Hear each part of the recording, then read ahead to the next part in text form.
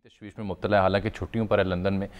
तो ये मामला सवाल मेरा आपके सामने वही होगा कि ये उलझाया गया है या खुद से उलझ गया है, और तनाज़ा है क्या जो आज वफाकी वज़ीर इत्तलात को इस पर बात करना पड़ गई? हाँ, बहुत अच्छा सवाल है। और मेरे ख्याल में इसको जुज़ियाती तौर पर जब फ्रेम किया शामी साहब ने, तो बहुत बेहतर किया कि तनाज़ा है क्या और इसकी बुनियाद या इसको किस तरीके से हवा मिली है। पहली बात तो ये, दो हिस्से हैं मेरी नज़र में। जी जी फरमाएं। कि पहला हिस्सा ये है कि जो DGISI इस वक्त करंट हैं, उनकी पोस्टिंग या उनकी यहाँ से हटाए जाने या किसी और जगह तैनाती का फैसला है। यानी क्या प्राइम मिनिस्टर या गवर्नमेंट ऑफ पाकिस्तान चाहती है या नहीं चाहती कि जो इस वक्त इनकम्बेंट DGISI हैं उनको यहाँ से हटाया जाए।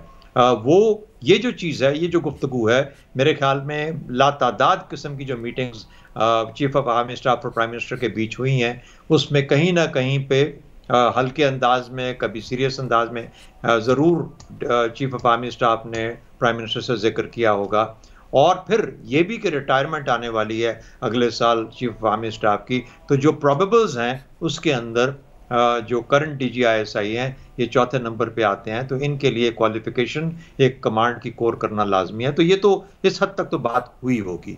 तो मेरा ख्याल है कि, और जिससे आपने खुद कहा कि जो आर्मी चीफ है ये उसकी इस्तिबदाद पे है कि वो इस्तिदाद है कि वो किसको कहाँ प्लेस करता है, कब करता है। टेन्योर्ड अपॉइंटमेंट्स भी होती हैं और जहाँ पर ना हो वहाँ पर उसकी वो खुद ही डिसाइड कर सकता है कि कहाँ पे कब करना चाह रहा है। तो ये तो 2 साल से ऊपर हो गई थी जगह, तो यार ये जाना ही जाना था, कोर भी कमांड करनी थी, अगली मरतबा प्रोबेबल के तौर पे मौजूद भी होना था। तो ये तो एक एस्पेक्ट हो गया। दूसरा, जो आदमी लगाया जा रहा है क्या उसके लिए प्रोसेस को फॉलो किया या नहीं किया।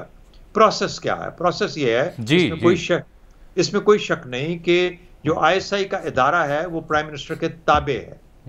याद रखिए, ISI का इदारा ताबे है प्राइम मिनिस्टर के।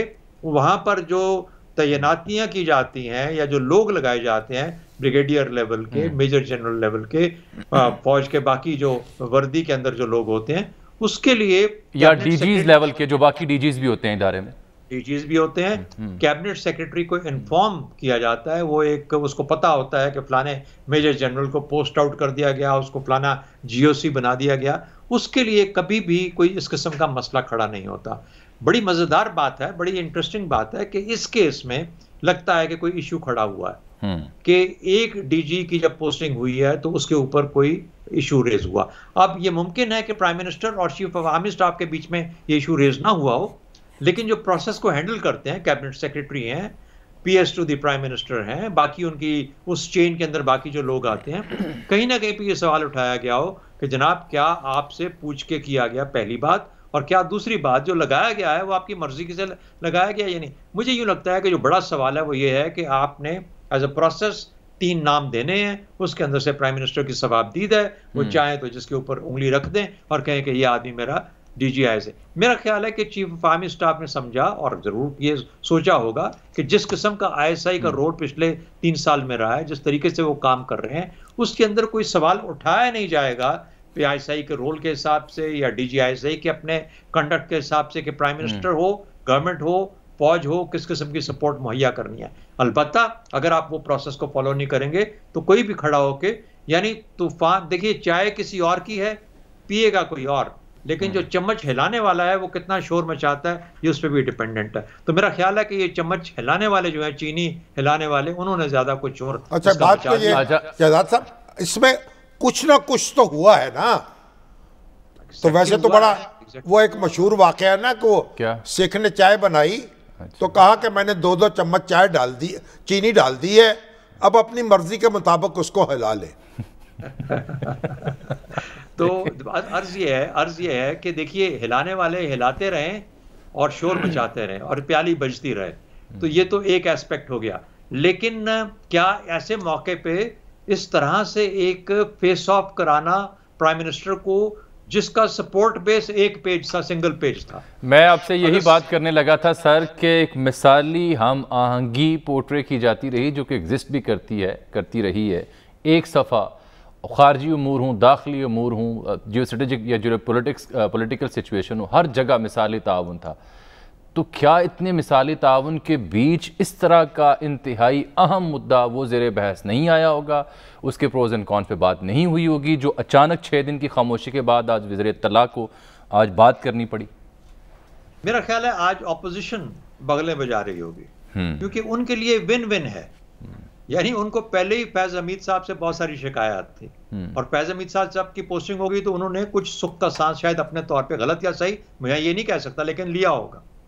अच्छा, अब उसके बाद चे जाए कि सिर्फ उसी पे वो इक्तफा करते, अब उनको एक और मजे की चीज मिल गई जिसमें कि प्राइम मिनिस्टर और चीफ ऑफ आर्मी स्टाफ के सिंगल पेज पे आने के ऊपर इस वक्त सवालात उठाए जा रहे हैं। यानी उनकी तो मौज ही मौज है हर तरफ से, और ये फेलियर है गवर्नमेंट ऑफ पाकिस्तान का और आज की गवर्नमेंट का और पीटीआई का, अगर वो इसको एक इशू बनने देंगे। ये एक प्याली में तूफान है, इसको इधर ही थमना चाहिए। मेरा ख्याल है आर्मी चीफ अगर इस किस्म की बात है और वो चाहते हैं कि 3 नाम दिए जाएं तो जरूर 3 नाम दिए जाएं। वो 3 नाम अलबत्ता आर्मी चीफ अपॉइंट करेगा, कहेगा कि ये 3 नाम है।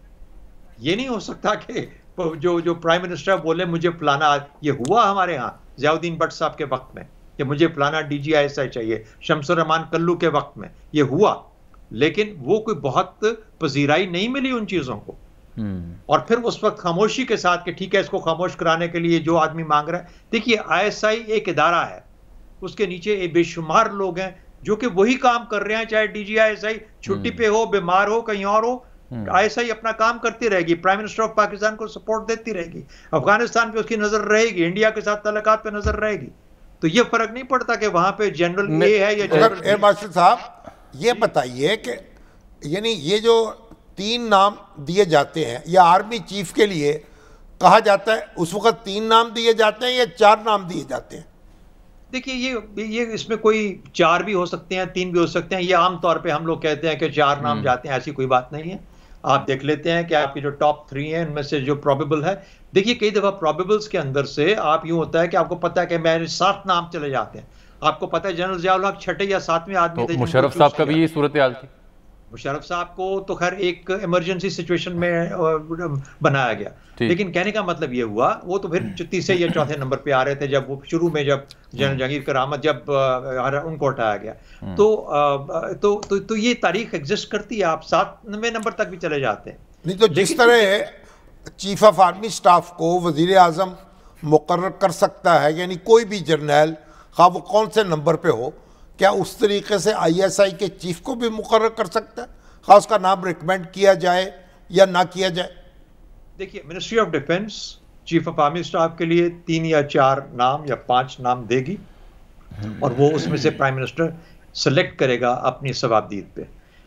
DGISI के लिए आर्मी चीफ 3 नाम देगा जो कि प्राइम मिनिस्टर के पास जाएंगे, और उन 3 नामों में से कुछ ना कुछ उनकी मुशावरत के बाद ये फैसला होगा कि कौन मोस्ट सूटेबल है उस काम के लिए।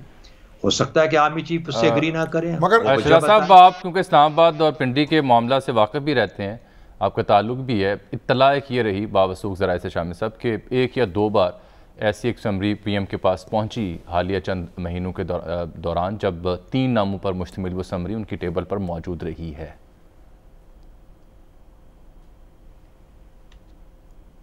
कोई कमेंट करना पसंद करेंगे आप इस इत्तला पर? नहीं, शामी साहब से पूछ रहे हैं, मुझसे पूछ रहे हैं? आपसे साहब, आपसे। अच्छा।